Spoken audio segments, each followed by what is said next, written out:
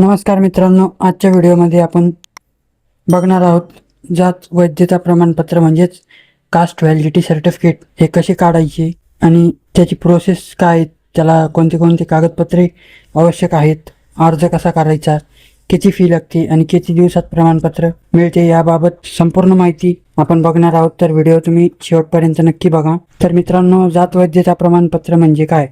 जात वैधता प्रमाणपत्र म्हणजे तुमच्या जात प्रमाणपत्राची शासनामार्फत करण्यात आलेली अधिकृत पडताळणी होय. हे प्रमाणपत्र जिल्हा जात पडताळणी समिती कास्ट कमिटीद्वारे दिले जाते. फक्त जात प्रमाणपत्र असणे पुरेसे नसते. अनेक ठिकाणी जात वैधता प्रमाणपत्र आवश्यक असते, म्हणजेच कास्ट व्हॅलिडिटी सर्टिफिकेट हे इम्पॉर्टंट असते. जात वैधता प्रमाणपत्र कोणाला आवश्यक असते?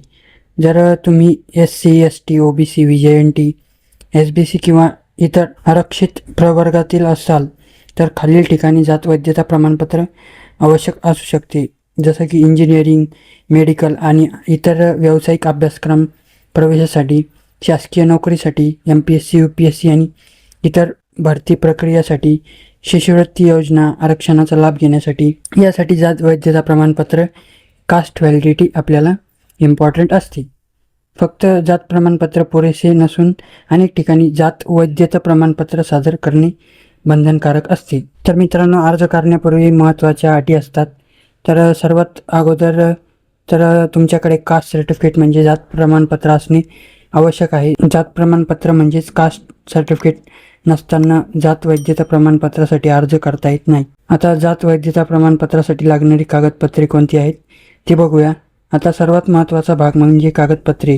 सामान्यतः खालील कागदपत्रे लागतात: अर्जदाराचे आधार कार्ड, वडिलांचे Aadhaar card, passport size photo, caste certificate, शाळा सोडल्याचा दाखला, जन्म दाखला, रहिवासी पुरावा, वडील, आजोबा किंवा रक्ताच्या नातेवाईकांचे जात दर्शवणारे जुने पुरावे असणे आवश्यक आहे. वंशावळ म्हणजे फॅमिली ट्री, तुमच्या पूर्ण फॅमिलीची वंशावळ ही महत्त्वाची असते. आणि रक्ताच्या नातेवाईकाची जात वैधता असल्यास त्याची प्रत.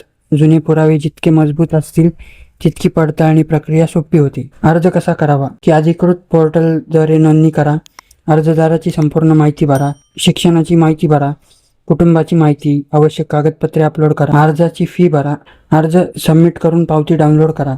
यानंतर तुमचा अर्ज संबंधित जात पडताळणी समितीकडे तपासणीसाठी जातो. तर आता आपण बघूया फी किती लागते. साधारणपणे जात वैधता प्रमाणपत्रासाठी अर्ज फी सुमारे 50 रुपये असू शकते, मात्र वेळोवेळी शासनाच्या नियमानुसार बदल होऊ शकतो. प्रमाणपत्र मिळवण्यासाठी किती वेळ लागतो? साधारणपणे प्रमाणपत्र आपल्याला 30 ते 90 दिवसाच्या कालावधी लागू शकतो. काही प्रकारांमध्ये अधिक कागदपत्रे मागितली गेल्यास वेळ वाढू शकतो.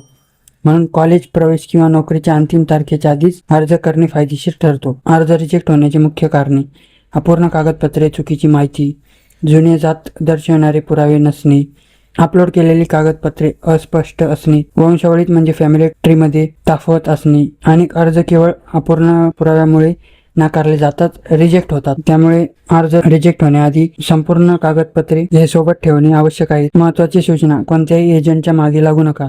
फक्त अधिकृत संकेतस्थळावर किंवा संबंधित कार्यालयामार्फतच अर्ज करा.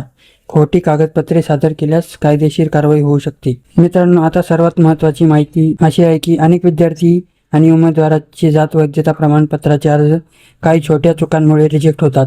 त्यामुळे खालील गोष्टी नक्की लक्षात ठेवा. अर्जामध्ये भरलेली सर्व माहिती आधार कार्ड, शाळेचा दाखला आणि जात प्रमाणपत्राशी जुळणारी असावी. अपलोड केलेली सर्व कागदपत्रे स्पष्ट आणि वाचण्यायोग्य असावीत. धूसर किंवा कट झालेली कागदपत्रे अपलोड करू नका. वडील, आजोबा किंवा पणजोबा यांच्या जुन्या नोंदीमध्ये नमूद असलेली जात आणि तुमच्या अर्जातील जात एकच असावी. फॅमिली ट्री म्हणजेच वंशावळ तयार करताना कोणतीही चूक होणार नाही याची खात्री करा. जर तुमच्या रक्तांच्या नातेवाईकाकडे आधीपासून जात वैधता प्रमाणपत्र असेल तर त्याची प्रत नक्की जोडा. यामुळे पडताळणी प्रक्रिया जलद आणि सोपी होऊ शकते.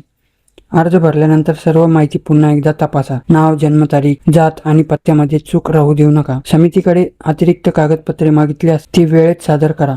बनावट किंवा खोटी कागदपत्रे सादर करू नका. असे केल्यास अर्ज रिजेक्ट होण्याबाबत कायदेशीर कारवाई देखील होऊ शकते. थोडक्यात सांगायचे झाले तर सर्व कागदपत्रे योग्य, स्पष्ट आणि एकमेकांशी जुळणारी असली तर अर्ज रिजेक्ट होण्याची शक्यता खूप कमी होते. तर मित्रांनो, जात वैधता प्रमाणपत्र हे आरक्षणाचा लाभ घेण्यासाठी अत्यंत महत्त्वाचे दस्तऐवज आहे. त्यामुळे आवश्यक कागदपत्रे आधीच तयार ठेवा आणि वेळेत अर्ज करा. व्हिडिओ आवडल्यास लाईक करा, शेअर करा आणि अशाच सरकारी कागदपत्रांच्या माहितीसाठी चॅनलला सबस्क्राईब करायला विसरू नका. धन्यवाद.